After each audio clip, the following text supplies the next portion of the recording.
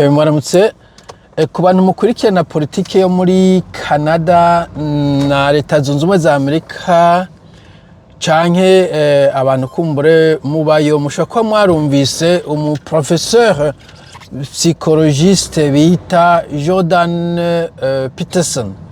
Jordan Peterson ni umupsychologiste w'umuprofesseur yabaye nuvuga controversial muri Canada ku ntwaro ya Trudeau, aho yiyopoza ku ngingo zimwe zafatwa na leta ya Trudeau ku bijanye na bijya bintu by'abahuzi bitsina n'ibiki murabibona ibijya bita ngo ni woke politics.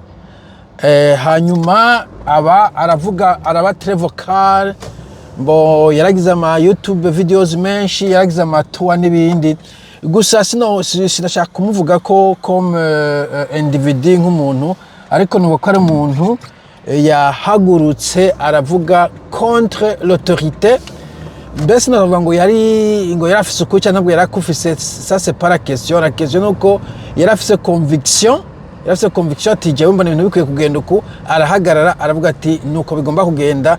Aranabizira baraza baramwirukana ku ma université agiye kuvuga, barigeze no kumutegeka ko ngo akora ikosi imwe kugira ngo agume yanditswe muri nuzeye y'aba psychologiste mu gihugu, ibintu nk'ivyo. Mugabo he stood his ground, he spoke his mind, yaravuze akari ku mutima wiwe.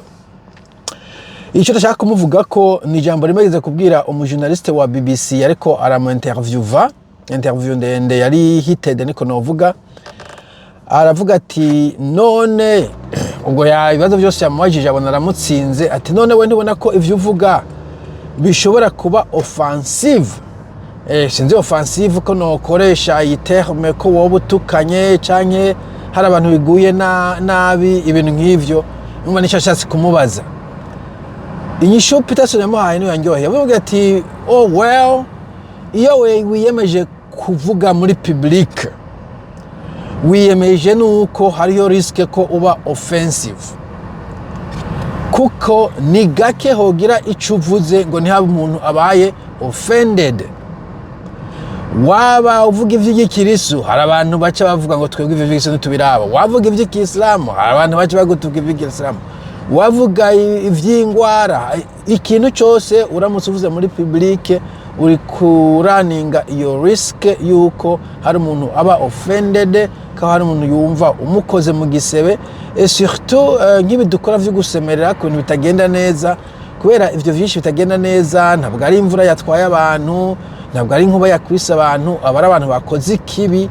Umwe abo bantu n'abasa nabo, apana gusa kwisura, abakora ibibi nkabo baca bumva umenga bari under attack, bakumva bari offended.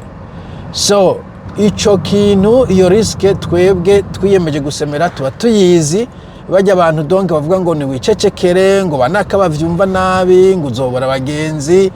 Nous le savons, ico turakizi. Umuntu wese agiye muri public arena, iyo riske yuko hari abantu baba offended iba ihari.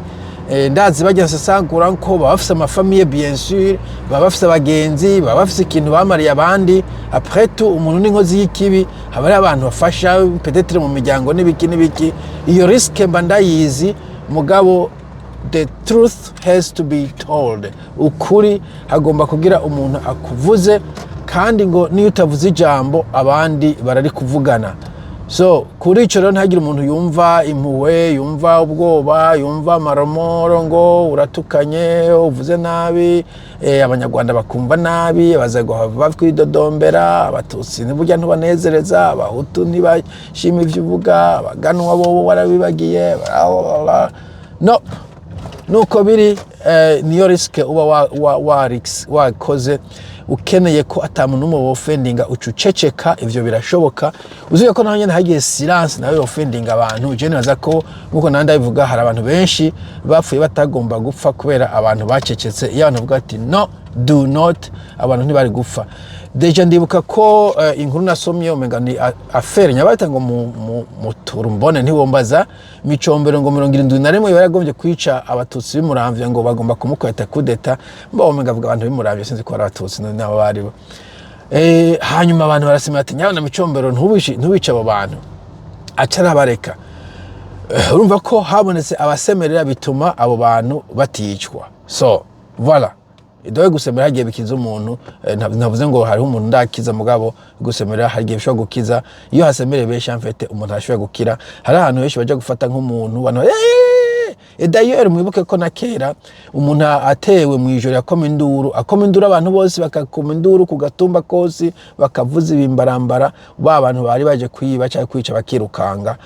So nibaza ko induru ibaye nyinshi, umukozi y'ikibi irahunga. Sawa, mugira umunsi mwiza, bye bye.